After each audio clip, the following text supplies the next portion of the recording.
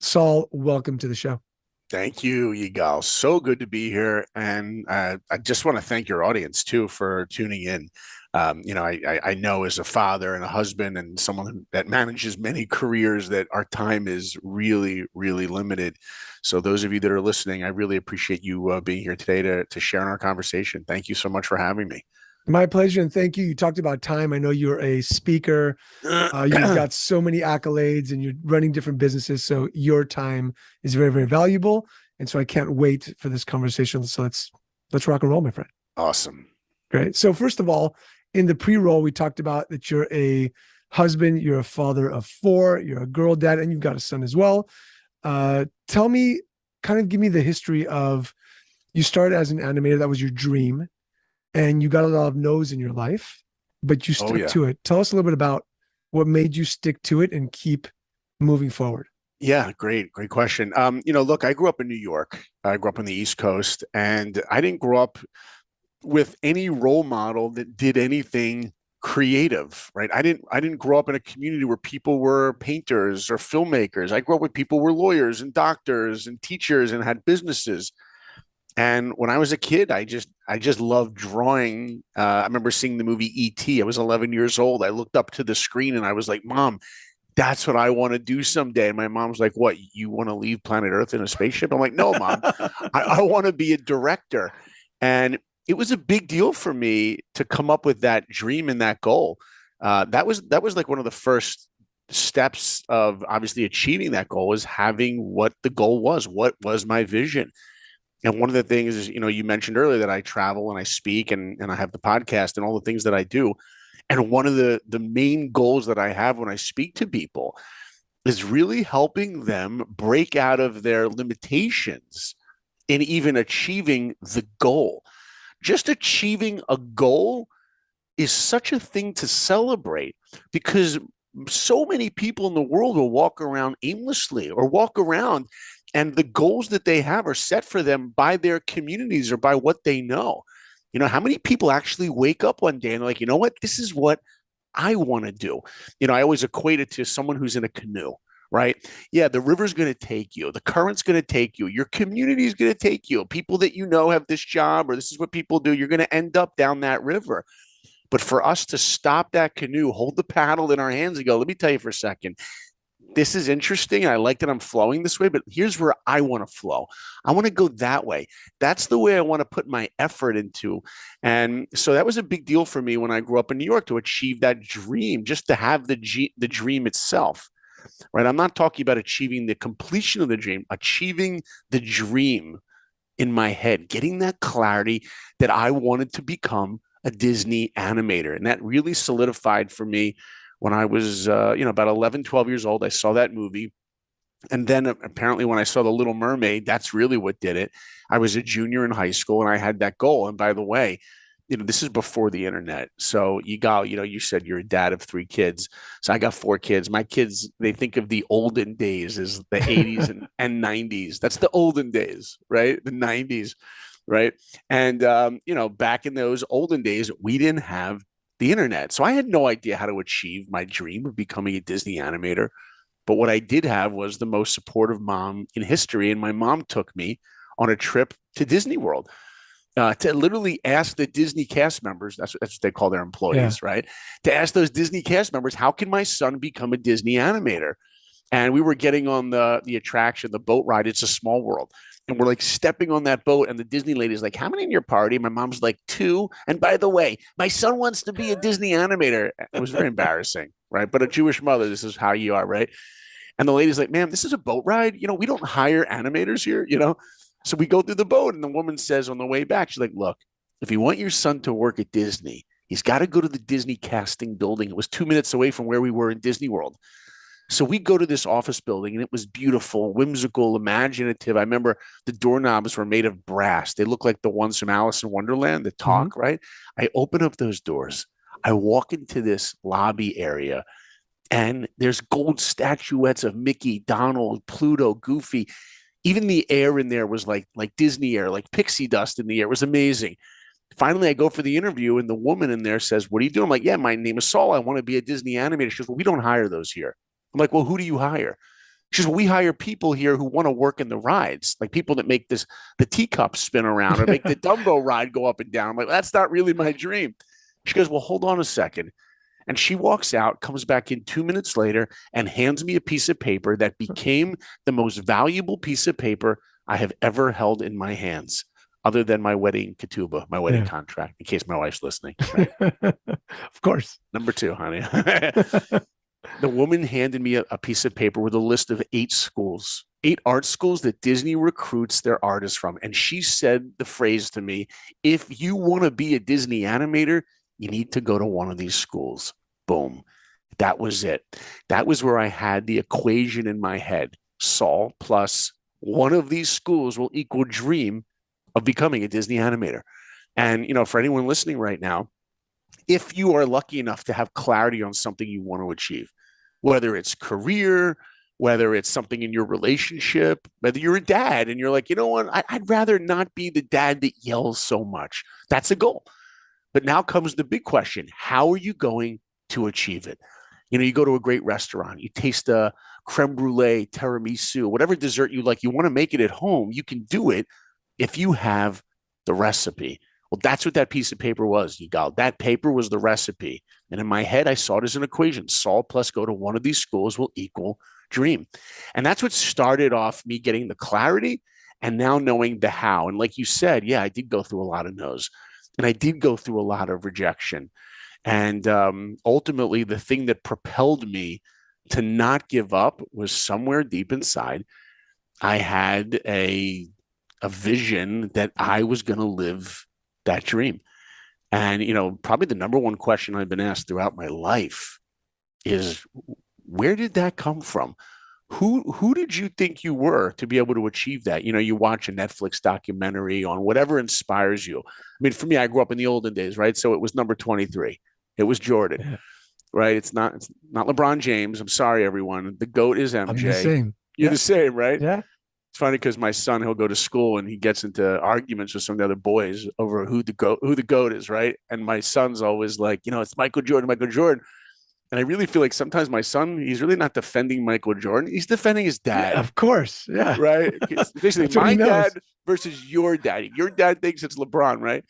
So look, MJ, Michael was the man. I mean, he was my idol growing up in the 90s. And whatever it is that you watch that inspires you, the thing that you will find commonplace to anybody that achieves something that you think is great, the secret is that they will go through an incredible amount of struggle.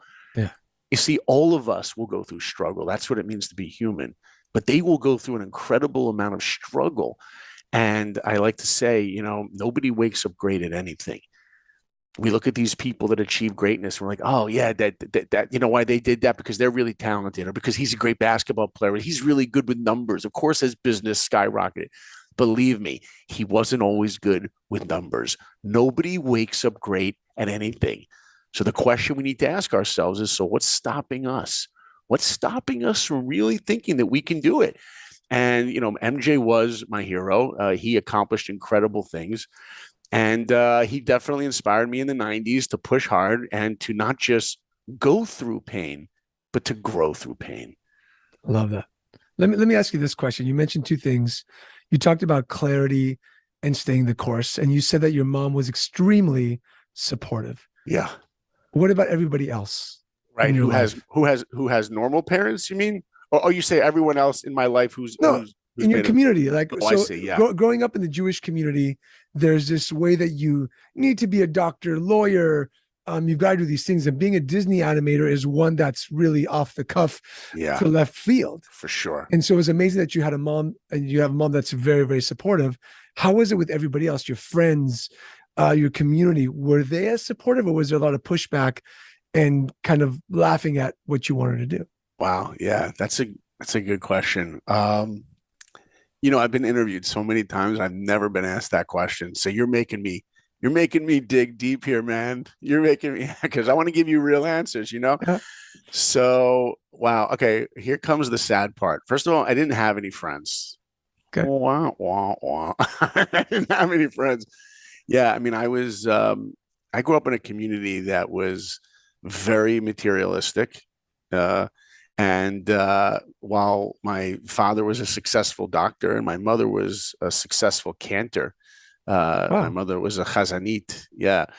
But they raised us in a way to not put our money into materialism and brand names and all those things. So while everyone was getting Nikes, I had a different brand like Hikes, Yeah. whatever, What right? were they called at Payless? Like the Red Wings, or they were Something called something like like that? that. Yeah. No, it was for us. It was Marshalls, Marshalls. There you go. which my kids know. No offense if my mom's listening. I appreciate everything she gave us. She gave us values and all that. But put that aside, I cannot go into Marshalls today. It makes you like heave. You're like, Oh, oh, I heave. No, when we drive by it, PTSD. I can't even look at the logo, that blue logo. No, because but seriously, look, I grew up in a community where, I could say that, when I was dreaming to become that Disney animator, there were definitely a couple of mentors I had along the way.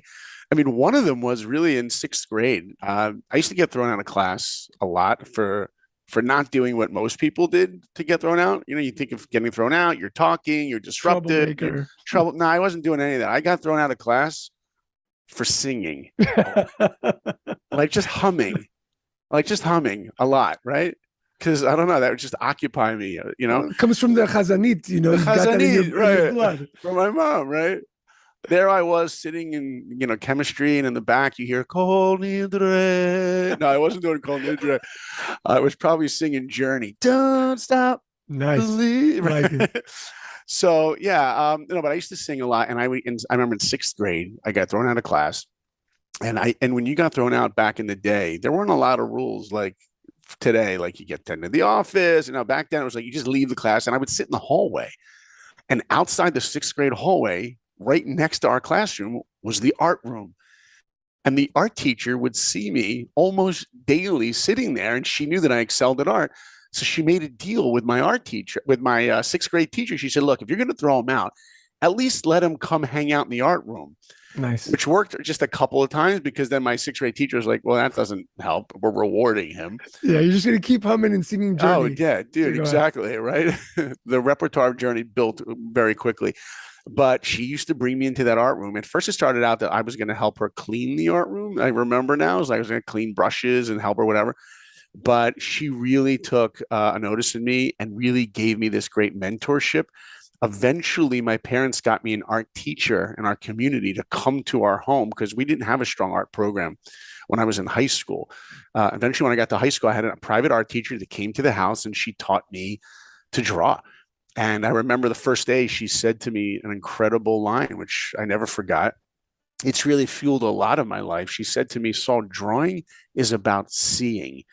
You have to develop your eye to look at the world a certain way." A lot of people think, when they think about artists, it's like, oh, you can draw something, you're copying from life. Or they'll say, oh, that looks like a photograph, exactly like a photograph. But that's not what drawing is. Drawing is about, how do I look at the world, filter it through my lens, and create a piece of art that has a statement. Another mentor I had along the journey said, don't pick up a pencil unless you have something to say. What's your message? What's your theme? This goes for any writer, filmmaker, anything in art. It's not just how well you do your craft. It's how well you do your craft so that you can deliver a message. The other thing that this art teacher taught me early on is, she saw when she would send me out to draw, she had me draw from life, right? So I'd go to the bus stop and draw people. I draw my mom when she was cooking. I draw my sister when she was doing homework. And she noticed that a lot of the characters I was drawing, of the people I would see, none of them had hands.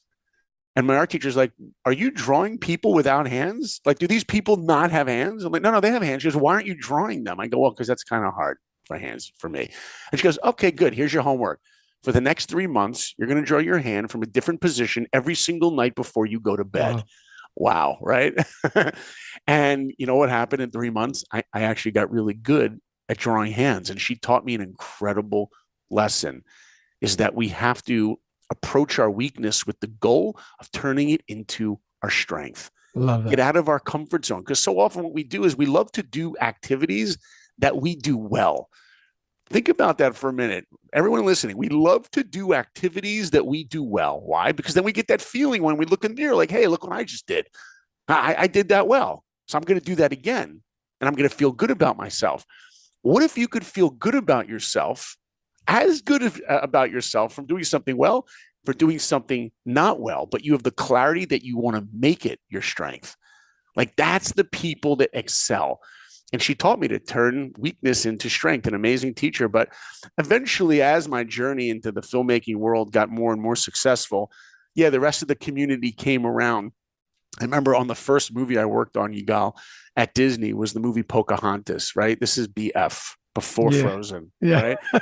And in that movie, the very first thing that I animated was a scene where Pocahontas, if you guys don't know the story, it's this Native American woman. She falls in love with this guy, John Smith, who comes from England. Well, she's supposed to marry this other Native American guy, Coquam, but she starts falling in love with the settler, John Smith. And in this one scene, the two of them are speaking at night in the forest. Well, Coquam, the Native American guy she's supposed to marry, finds out she's talking to another guy. He's not very happy about it. He walks through the forest at night. He sees them talking to each other. He's peeking through these leaves, and he moves these leaves away to watch them. And the very first thing I ever drew in a Disney movie was the leaves. Nice. That's it, right? I was the leaf guy, right, on that scene. And you know what? I was nervous because, you do a drawing of a leaf on a piece of paper. The leaf's like a little thing, but on a movie screen, it's like a 50-foot leaf, right? It better be a good leaf. And I remember I took a Xerox of that first leaf drawing I did. I sent it home to my mom. She tells everyone in the community, oh, my son draws leaves for Disney, right? She's so proud. She puts that leaf drawing on her refrigerator, right? Because that's where mom puts artwork. But the community eventually came around, supported me. And look, I definitely owe a lot of my success, not just to my parents, but to lots of mentors that I had along my journey through the ups and downs, always learning and trying to grow. Love that. And let's get into that second question that came up for me, which was clarity. You had the gift, I guess, when you were growing up. You saw E.T., you knew exactly what you wanted to do. So you were on this straight shot mission. Yes, you had to figure out how to get there, go to Disney World, the studios, but you knew how to get there. Yeah. With a lot of the people that you talk with, that you're giving speeches to, there's a big lack of clarity for people. They don't know what they want. I want to save the world. I want to open a flower shop. How does one know exactly what their mission is? Like, what that is, right? Yeah. And how does one get more clarity to be able to just straight arrow to try to get there? Obviously, knowing that there's going to be roadblocks and speed bumps. Right. Great. That's such a good question. I would say it like this. If you think about dating, okay? So when you first see that person who attracts you, whether it's a dating website or you see them at a restaurant or at the library, wherever you see that person, no matter how attractive they are at that moment, you would be an idiot to say at that moment, I am prepared to spend the rest of my life with you. Like, you would be, no matter how attractive that person is, because you're like, you know what, even though they're really attractive, I don't know yet. So what do? You go on a date. And in that date, you're going to investigate only one thing. Do I want a second date? And when you go to date number 2, you start asking more questions and figuring out more. Then do I want date 3? Then you get to a point where you're like, you know what? I want to date this person. You're maybe not ready to get married yet, but I want to date this person. I want to find out more. And then there's a day you wake up and you're like, boom. This is it. This is my forever. So how do you do that with career, let's say? Well, to me, a person really needs to date their career. And let me tell you what I mean. First of all, a lot of times people will tell me, I'll hear this a lot, I don't have any gifts. This person's very gifted, or this person's very talented. When people say that word talented, it really drives me nuts, because what it really means when they say it is this person was born with an ability to do something, right? Yeah, Michael Jordan had talent, but that talent that he was born with, all that was potential. That if he was going to invest a gajillion hours into doing something, that he would be able to accomplish something. There's no such thing as waking up great, like I said earlier. But what we need to do is we have to think of gifts as not what it is that I do well, it's what is it that interests me. That's a gift in itself. So let's take a person who loves sports. There's people out there listening. They love sports. Okay, maybe you're not going to go in the NFL. Maybe you're not going to go in the NBA, but you love sports. Okay, that's a gift. A gift is to be interested in something. And what you should do now, how do you turn that into clarity? If I want to do a career in sports, it's really simple. Go date different careers in sports. There is no shortage of information today. It's on a little thing I like to call the internet. Yeah. You can go turn on a little thing, right?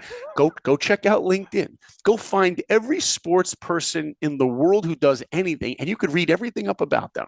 Everybody's got a podcast today, right? Look at us, right? Right?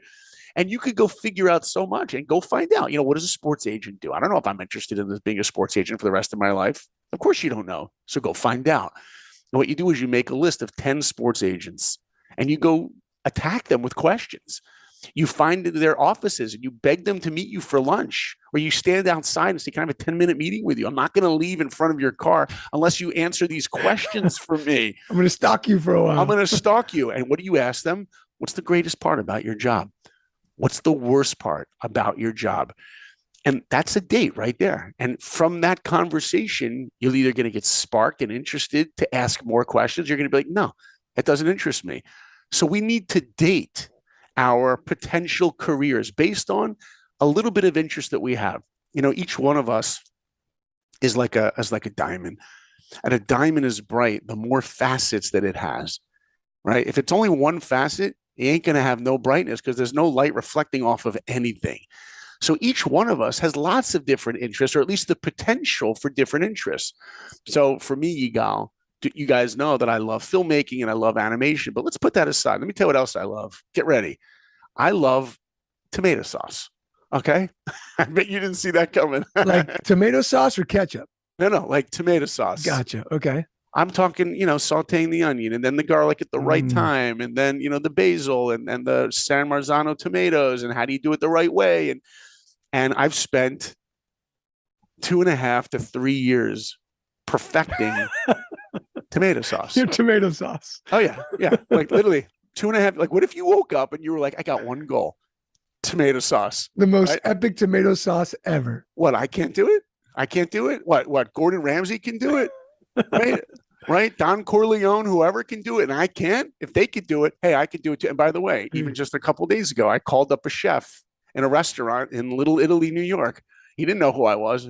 He's like, hey, Tony, what can I do for you? Hey, Tony, this is Saul. I'm calling from LA and I used to eat in your restaurant a long time ago. And I got to make that sauce. Do you put the garlic in with you? No, I wait for the garlic. I put the onion in first and then I do it. I'm like, hey, good. What about Parmesan? Reggiano? Yeah, Parmesan. Do you put that? Yeah, I put that in. So what do? I take all this information, put it into sauce. And guess what? I love that I have another facet to who Saul is. It's tomato sauce. Now, look.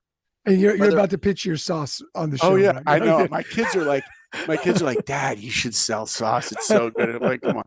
No, but the point is, like, each one of us has the potential for different facets of our life. And by the way, each one of these facets, we should put 100% into everything that we do.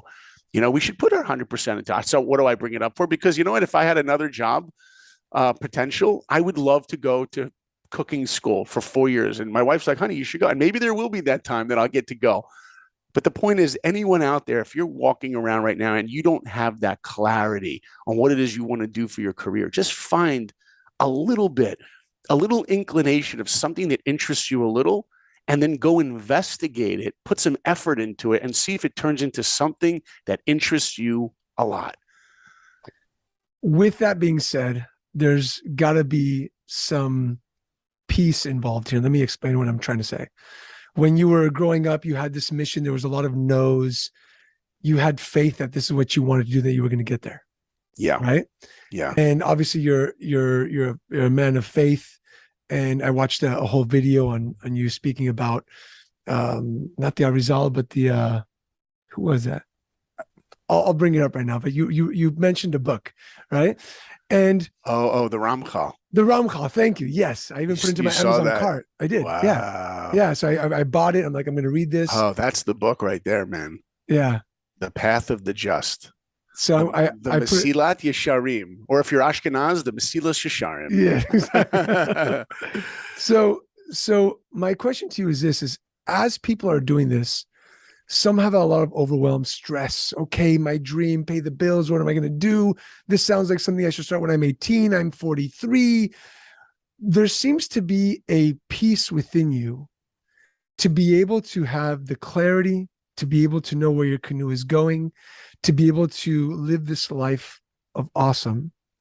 And talk to us about that inner peace that you have, as to give a piece of that to somebody who's listening today. Yeah. So I got goosebumps from that question, man. You brought up the Ramchal, right? So that's, by the way, anyone who's listening who's never heard of who this is an incredible rabbi, Rabbi Moshe Chaim Luzzatto. And if you take the first letter of each of his words, Rabbi Moshe Chaim Luzzatto, he was simply known as the Ramchal. Right. I actually said to my wife once when I had gotten a new car, I'm like, honey, I'm going to get a license plate that just says Ramchal. Yeah. My wife's like, you're not the Ramchal. Like, settle down there, man. Right. Yeah, I want to get inspiration. Right. So today my license plate is Geschmack. Right. It is. I'm Sephardic. I don't know what that means. Oh, you don't know what it means? No. Geschmack is like, right. It's like it's like, oh, how's this food I'm eating? Oh, it's geschmack. It's so good. Or how's that? What's it feel like when you're with your 3 girls at the park? What kind of day did you have? It's geschmack. It's sweet. It's wonderful. Right. And my wife's license plate, by the way, is Sameach. Right. Nice. Which we always think our neighbors driving by, they must read it like Samich and Gishmak. They must think it's my rap name. Ghetto. Yeah, right? Exactly. Listen, Anyway. the only word I really know in Yiddish is Shane Mishpacha. There you go. That's a good one, right? That's a great one to know. Yeah. So look, here's the thing. When I had gotten into Disney, I was living my dream, right? I was a Disney animator working on lots of Disney movies. And then I had an opportunity to go to Israel and learn about my Jewish identity. And I grew up in a home that was not religious, but also wasn't so secular either. I was conservative, or conservadox, I should say. My parents were, right? So Shabbat was a big deal for my parents. My mom lit Shabbat candles. My dad said Birkat Hamazon, and then I'd watch movies that night and whatever. And I thought I was religious, by the way, growing up, because none of my friends in public school did those things that I did, right? But at a certain point, and I think everyone needs to do this, at a certain point, we need to realize that most of us live our Jewish identity based on the way our parents raised us. And there comes a point where we have to figure out for ourselves, like I was talking about the canoe, we got to take the paddle and say, wait, how do I want to live as a Jew? How does my Jewish identity affect every decision that I make every day? Not just when I go to synagogue or shul or temple, right? Whichever word you subscribe to, right? But so for me personally, I ended up going to Israel. And I got inspired. There was this rabbi that spoke. I was on a program for 10 days called Israelite. It was with 2 rabbis, Rabbi Benny Friedman, Rabbi David Aaron. And it was me with 2 other guys and like 7 girls. We were all in our 20s, just learning about, Judaism. And I remember one of the rabbis spoke about mezuzah. And, I knew what a mezuzah was growing up. We had them on the doors. But he said, you know what a mezuzah is for? And I had never thought about that before. I don't know, what is that for? And he basically said a mezuzah, inside a mezuzah is a parchment, a cloth, and it has the Shema written on there. Shema Yisrael, Hashem Elokeinu, Hashem Echad. And in that cloth, that parchment is the Shema, which comes from the Torah itself.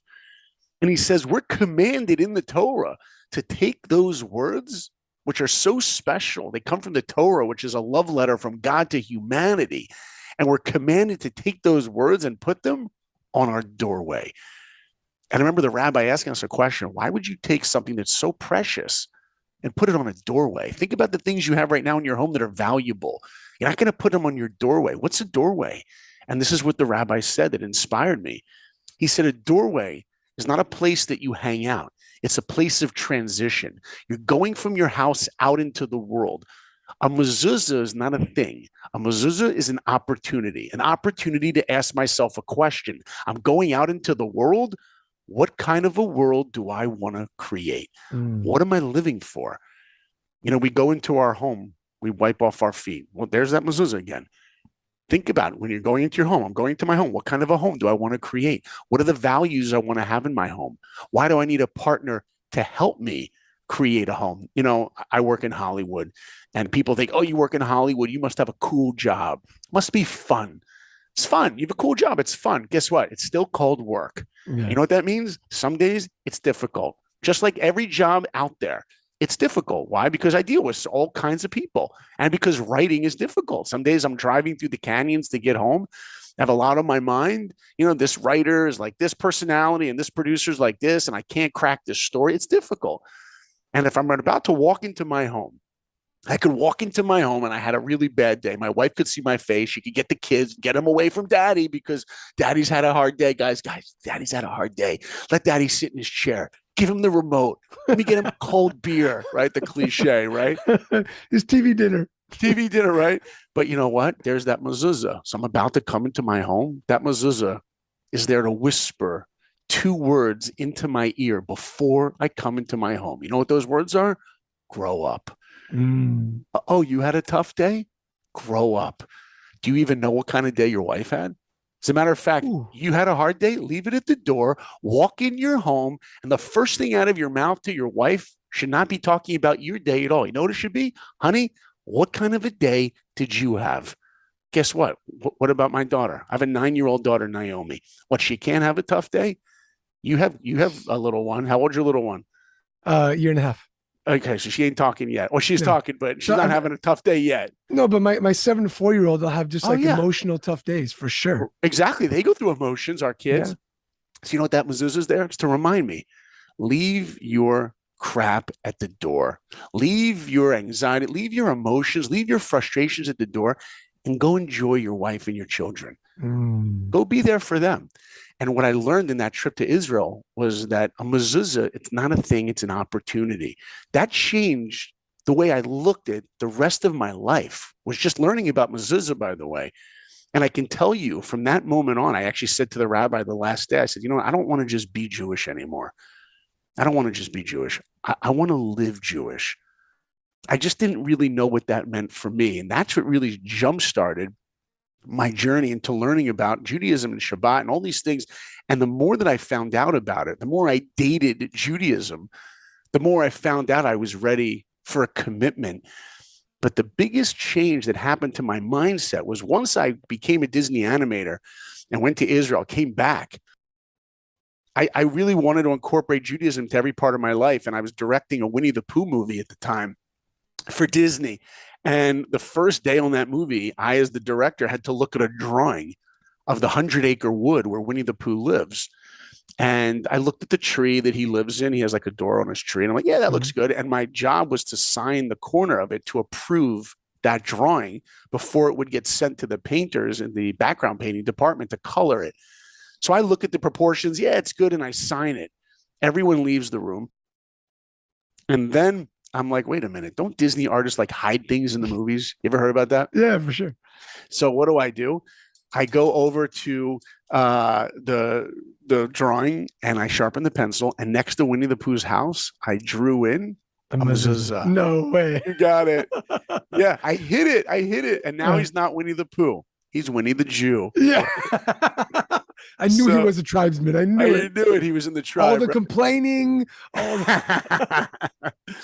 Right. That's right. And so what did I do? I realized I want to be a Jewish filmmaker. How do I put Judaism into the stuff that I do? The next movie I directed, Kronk's New Groove, the sequel to Emperor's New Groove. I was reading the script. It says Kronk gets married. I'm like, this is great. I'll give him a chuppah. Right. And if you watch the movie, there's a moment where Kronk is standing under the chuppah. No. He steps on the glass. Mazel tov. You hear it. It's in the movie. But then I realized eventually I didn't want to just be a filmmaker. I wanted to be a Jewish filmmaker. And I saw it as a responsibility now. Like, what Jewish values, what Torah values can I put into the films that I do? And the one thing I would say to answer your question, the one thing that motivates me constantly in anything that I do is really one mindset shift. You see, when I was younger and I got rejected from Disney twice, I remember I'd given up at a point. And I remember talking to my sister, Rena, my twin sister. And I said to her one day, this is when I was in college, I just got rejected from Disney my second time. I was a junior in college. And I was basically giving up on that dream. And I said to my sister, I'm like, you know what, Reen, if I could get into Disney and sit at a table drawing Mickey Mouse, the same drawing of Mickey Mouse every day, the rest of my life, I would be happy. Wow. That's what I said to her. I would be happy. And if I could go back, you go in a time machine, right, with Doc Brown, right? There's my Back to the Future. If I could go back in a time machine, I would say to myself, Saul, grow up. Mm. You think life is what can I do every day to make myself happy? That's not what life's about. I think if you ask 99% of the world, what do you want out of life? They'll tell you all the same thing. I want to be happy. You know, if you think about New Year's Eve in the secular world, everybody gives each other a blessing. They say Happy New Year. They're giving each other a bracha. I want you to have a happy new year. I got one thing that I want for you this year. I want you to have a year of happiness. Happy New Year. And how do they celebrate? They get drunk. Okay. But in the Jewish world, we don't say Happy New Year when it comes to Rosh Hashanah, our New Year. We say, what do we say? Shana Tova umetuka. Shana Tova Umituka. The short version, Shana Tova. Don't get so religious on me, you go. We say Shana Tova. You know what it means? It means I got something in mind for you. I want you to have a year that's so much better than a year of happiness. I want you to have a year that's good, that's filled with goodness, because what makes you happy may not be what's good for you. And ultimately at the end, right? Isn't that true, brother? Right? Totally. And then we approach life differently. Not that, okay, I love to draw. How do I sit at a table and draw Mickey Mouse all day? Because that's what's going to make me happy. Go for something that's so much sweeter than a life of happiness, and that is a life of meaning. And a life of meaning only comes from one thing, not to wake up every day and think, what can I do to make me happy? It's what can I do using my passions, using my abilities to serve humanity? How do I take responsibility for the world? And, you know, Winston Churchill has one of my favorite quotes. My wife and I quote it all the time. He had the most incredible quotes, by the way. What an incredible sense of humor he had. Yeah. But this quote in particular is one that really guides our family, which is, we make a living by what we get, but we make a life by what we give. Boom. Winston Churchill. That's the way we have to look at life. And by the way, you know, if you look at the movie Lion King for a second, of course you've seen that movie, right? Of course, right? Many times. If anyone's driving their car and they're listening to this podcast right now, you're listening, and you haven't seen Lion King, like, what are you waiting for? Shame on you. Shame on you, right? And by the way, I'm about to spoil that movie. Spoiler alert, because it came out like 35 years ago. And if you haven't seen it by now, you deserve to have it spoiled. Perfectly to spoil that movie. Right. So in Lion King, like Simba, when he's young, he dreams about being king one day. Yeah. And he sings a song about it. I just can't wait to be king. Right. Remember? Yeah. He wants to be king. He thinks being a king is doing whatever he wants. He actually says to his dad, Mufasa's like, son, there's more to being a king than getting your way all the time. Simba's like, there's more. He thinks being a king is I can do whatever I want. Yeah. And ultimately, what happens to dad? What happens? He gets killed. Look, it's a Disney movie, right? They always have to kill off a parent, right? Finding Nemo, so killed off mom. Bambi killed her, right? But it's amazing how many Disney characters don't have mothers, right? Aladdin, no mother. Little Mermaid, no mother. Belle and Beauty and the Beast, no mother. Oh, wow. You're right. Oh, wow. Yeah. Very anti-mother there. Hey, I didn't write those movies. Don't hold me accountable. But it's amazing. And after dad dies, Simba goes off and lives in Hakuna Matata world. Remember that? Yeah. Hakuna Matata. What a wonderful way. There you go. Right? It's a problem free. Philosophy. It's a problem for philosophy. Yeah. Hakuna Matata, right? Yeah. What does it mean? It means no worries. Translation, no responsibility. He goes off and lives in Hakuna Matata world. And do you remember what it looks like? You got in the movie. What does it look like where he lives? Do you remember? It's lush. Yeah, it's for sure. There's waterfalls. There's flowers. It's like Gan Eden. It's the Garden of Eden. It's where we all want to take our families on vacation. It's Hawaii. It's beautiful. Why would you ever want to leave there? And who shows up towards the end of the movie to see him? Do you remember? Now you're putting me on the spot, man. I gotta Oh, watch it do again. you remember who shows up? You don't remember? I don't remember. Nala. Oh, yes. The Yeah, love of his life the when they love were of little his life. Yeah, but cubs. right when they were cubs, but now she ain't no cub anymore. She's Yep. all grown up now, right? Yep. And she's batting her eyes with him, and they sing their song, "Can You Feel the Love?" Right? And they're rolling around, and the sun is setting. There's that scene where they're about to make out, Yeah. Yep. which I always cover my kids' face. They're like, "Dad, come on, they're lions." I'm like, "Still inappropriate. Do not watch." It's a weird scene because their heads are like going close. And I'm like, "What are you, humans?" It's weird. Anyway, they roll around, and then they start to talk. And she's like, "Simba, it's good to see you, but you know what? You got to come back with me." He's like, "What do you mean come back with you? Look where I live. I live in Gan Eden. Why would I go back with you?" She's like, "No, no, no, you don't understand. Scar has taken over everything. And if you don't come back with me, everyone is going to die. And you are responsible." Then you know what he says? Hakuna Matata. I'm staying right here. Yeah. And she's like, "What do you mean Hakuna Matata? I told you everyone's going to die." He's like, "Whoa, whoa, you're beginning to sound like my dad."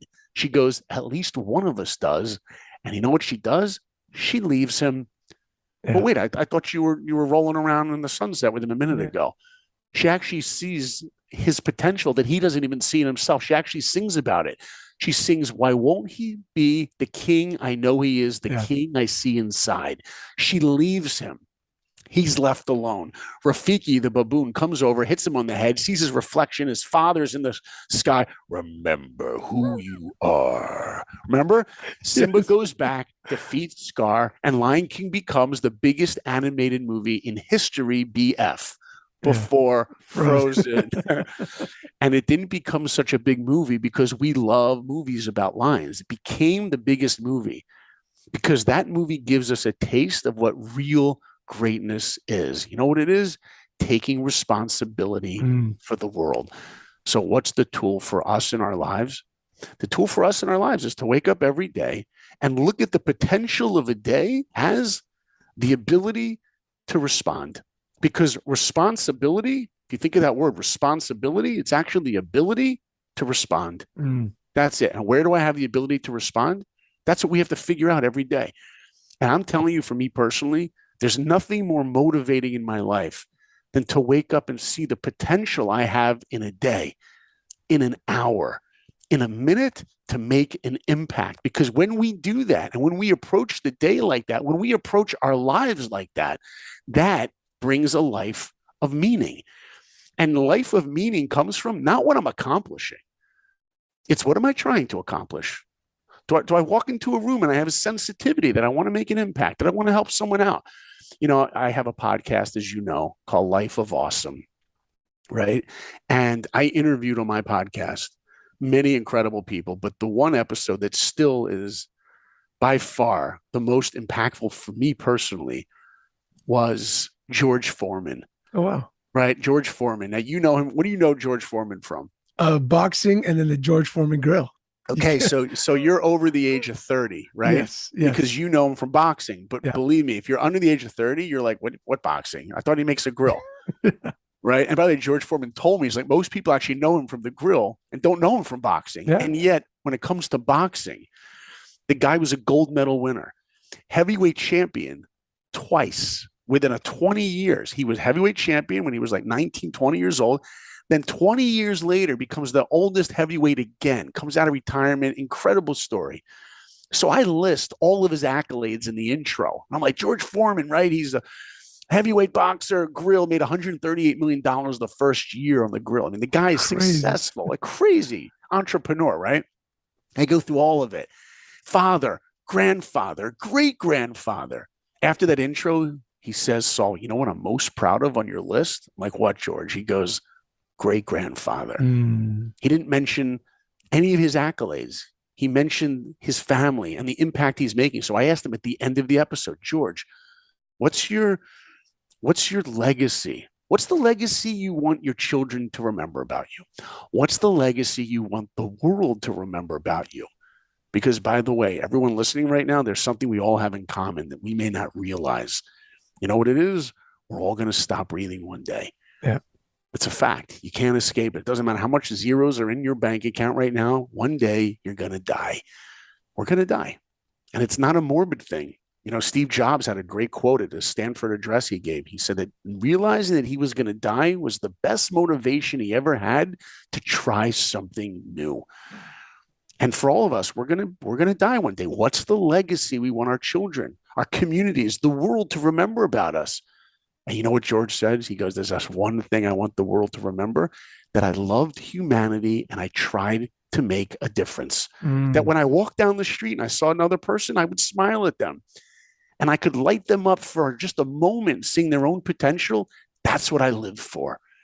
That's what did it for him. So that's the thing that we all have to ask ourselves: is how can I approach my life with the goal of making it meaningful by hopefully making an impact and taking responsibility for the world? Love it. I wrote this thing down, and that was an incredible response, by the way. But a couple of things really hit me. One is, what makes you happy is initially what's good for you. Yeah. And I think that in our world, we're looking at just self-satisfaction and what we want to feel good in this moment, as opposed to what's actually good for us. Yeah. And the second thing is, it sounds like I'm reading a book called Here I Am by a Jewish psychologist in Los Angeles. And he talks about being present and less overwhelmed. And he talks about something called constant amazement. Right? Yeah. If you can wake up and be consistently amazed at the world of what's around you, how can you be stressed and overwhelmed? And it's much easier to help other people and humanity when you wake up and say, wow, I'm alive. Yeah. Wow, my family is healthy. Wow, look at the trees. I got in a car and it started. Right. And we get so numb to that. Right. Because of everything that we're watching on social media, or just, going throughout our day. And the one thing you mentioned about the mezuzah, where it's a moment to pause. And I believe that in Judaism, you mentioned kind of like conservadox, right? That's what I am.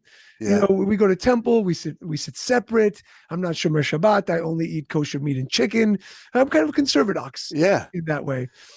But the one thing that I've started to learn is that Judaism makes us and allows us to pause.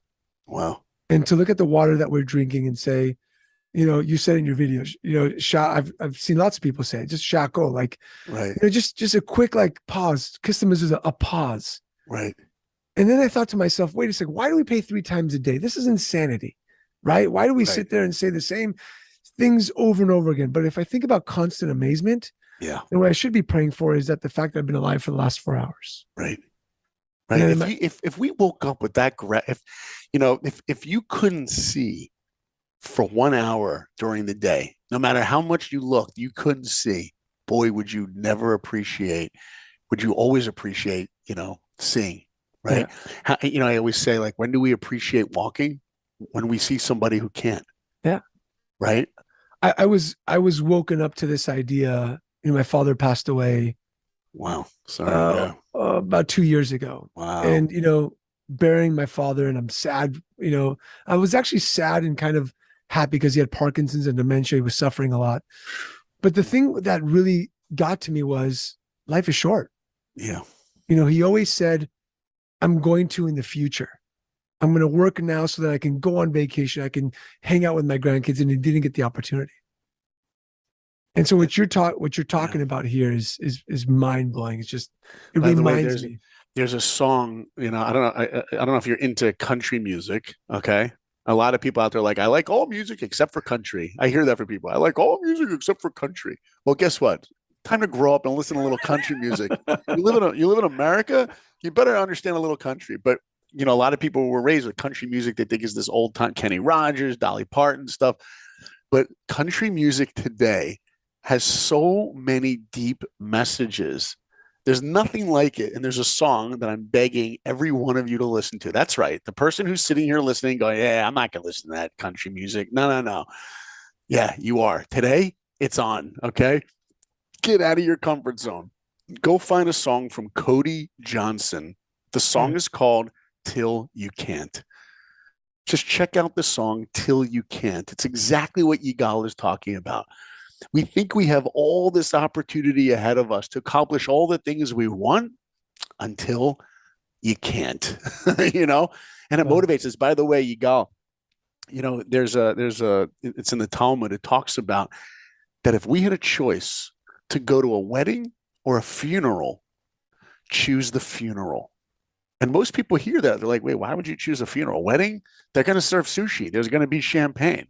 Like, I get to wear my tuxedo, my Hugo Boss. Like, what are you talking? Why would I ever go to a funeral unless I had to? Because Judaism tells us that when we go to a funeral and we stand there and we see a body being put into the ground, every single person for a moment will be thinking the exact same thing. One day, that's going to be me. And there should be nothing more motivating than going to a funeral, because we get the potential, the blessing of leaving a funeral and having another day of life. And as Reb Noach Weinberg used to say, the closer we come to death, the more we feel alive. Right? When we go to a funeral 100%. and we get to walk away, hopefully we'll do things a little bit differently. Hopefully we'll see our kids a little bit differently. You know, I lived in Manhattan during 9/11, and it doesn't matter where you were. It doesn't matter where you were in the world during 9/11, wherever you were, when you found out about it, when you experienced it, you were in shock. We were in shock for hours, for weeks. All of us were. We couldn't believe, we couldn't even fathom it. I remember my wife and I, we were dating at the time. We're watching the news. We're in Manhattan. We were watching the news at the time, and early in the morning. And I remember seeing those buildings go down. And I didn't even realize there were people in them. I thought they must have evacuated them. And I just remember looking to her and going, wow, I guess we're going to live in a world without a twin tower. Like, the first one went down. And then the second one went down. You're like, what? Can't even fathom. But let me tell you, for me personally, I was working at MTV at the time as a director, going on that subway for the weeks afterwards. All on the walls, plastered everywhere, were pictures of missing people, people who were in the towers. And they were up for weeks, but that wasn't even what was most difficult. What was most difficult is people that would come up to me in the subway all the time, daily, with a picture of their loved one. And they would come right in your face and say, have you seen this guy? This is my son. This is my dad. This is my wife. And it happened the first week after the towers went down, but it continued for weeks after. And at that point, you would look into the eyes of this person and you'd be like, don't you realize, like, they're gone?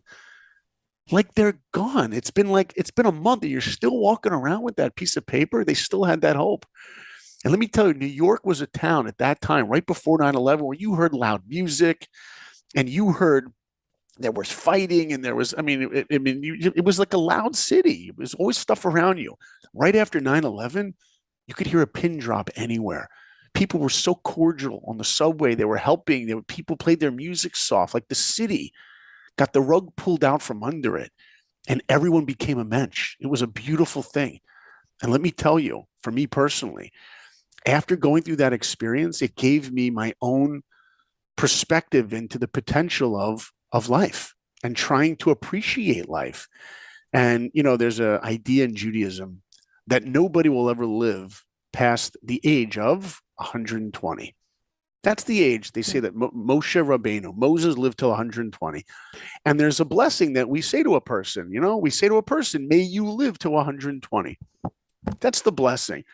So for a moment, all of us should take a moment and imagine you're 119 years old and your birthday's in 5 minutes. As a matter of fact, you know what? Forget everything I've said up until right now in this episode. Forget everything I've shared. You can forget everything I said. If you walk away from this episode remembering one thing, it would be this thing I'm about to share. This is a game-changing tool that I promise you can affect the rest of your life if you allow it to. And before I share what that is, let me build it up one other way. If you're listening to a podcast, a TED Talk, reading a book, whatever it is that inspires you, it doesn't really take a lot of work to be inspired. Inspiration comes and goes, though. Inspiration can slip through our fingertips. One moment we're inspired, the next day we're like, what did he say? What did she say? I don't even remember. It's one thing to be inspired. It's another thing to live inspired. And the goal has to be that we take inspiration and turn it into a change in our mind, which will ultimately change what we do. We have to put it into effect. Then we can actually turn it into a tool to grow. So here's the tool I want to share. If you're 119 years old and your birthday's in 5 minutes, and you can't live past 120, that means you got 5 minutes left of your life. Imagine you're lying on that deathbed. You're surrounded by your wife, your husband, your kids, whatever, your family, whoever. Got 5 minutes left of your life. What's going to matter to you at that moment? What's not going to matter to you at that moment? Oh, the person that cut you off when you were driving, that's going to bother you at that moment? You're like, who cares? Because you know what you're going to have at that moment? You're going to have perspective. You're going to know at that moment what really matters and what really was just a waste of your time.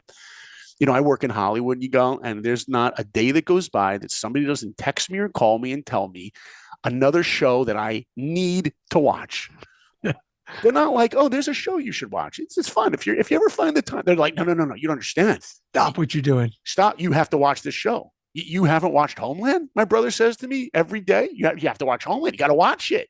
You haven't seen Breaking Bad? What do you mean? What rock have you been under? What, you been in a cave? How are you going to go through life if you haven't seen Breaking Bad?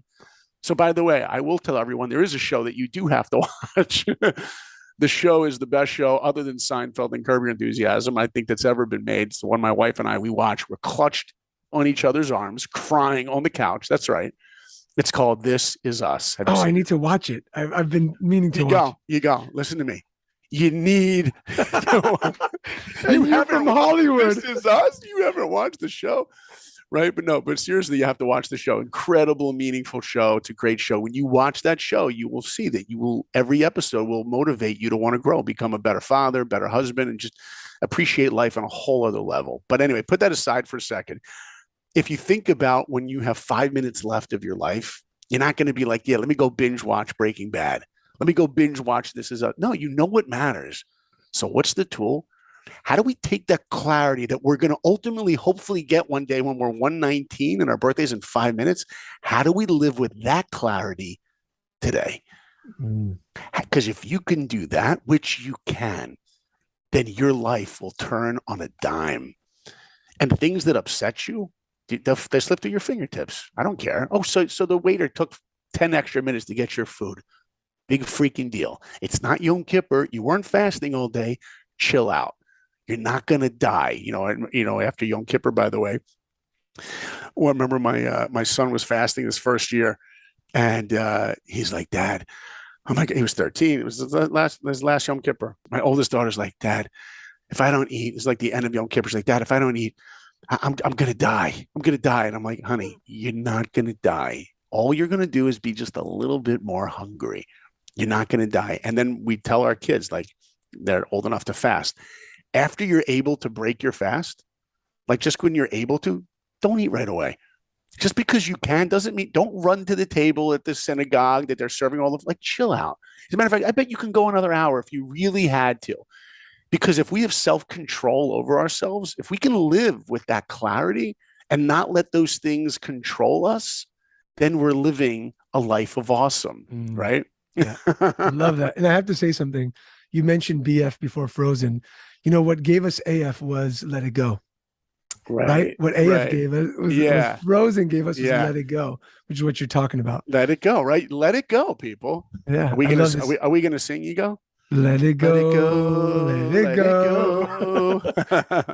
Can't anybody hold me down? So this has been epic, my friend. You know, Thank you, brother. I always believe that this podcast is a gift to me because I believe that God puts people in my life at the right time, at the right moment. And some of these gems and diamonds that you've just given the listeners is incredible. And I want to let everyone who's listening, the other word I know in Yiddish is get off your tuchus and live your dream, right? And make it happen and live this life of awesome that you talk about. Yeah. Yeah. And the way to get that is to realize first and foremost that each one of us is unique. There's no two people in the world who are the same. And if we are unique, we must have a unique purpose. You know, don't look around in your community and see someone doing something. You're like, yeah, I want what they have. No. Go for something sweeter. Go for your potential, your limitless potential. You know, look, I'm a filmmaker. The world doesn't need another Steven Spielberg. They got him already. They need me to tell my stories. And if you're listening to this, know that you have a unique purpose. You have a unique purpose and a unique potential. And if we tap into that clarity and make efforts to live that clarity, then we will have an awesome life and hopefully leave an awesome legacy to the world. I'm ending it there. That's mic Boom. drop moment. Boom, right there. Go listen to Life of Awesome, where Saul interviews incredible people. Go check out. I saw you on YouTube. You have a ton of speeches on YouTube. Yeah. Such incredible value. Thank you so much. I've learned a lot from you just from listening to those things. And what I always say to every single guest is, may God bless you with strength and courage. And for those of you listening as well, and don't forget to listen to the next episode of the Tribesmen podcast. Saul, thank you so much for your time. Thank you, brother. The conversation. I have loved every single moment of this. The best. Thank you so much.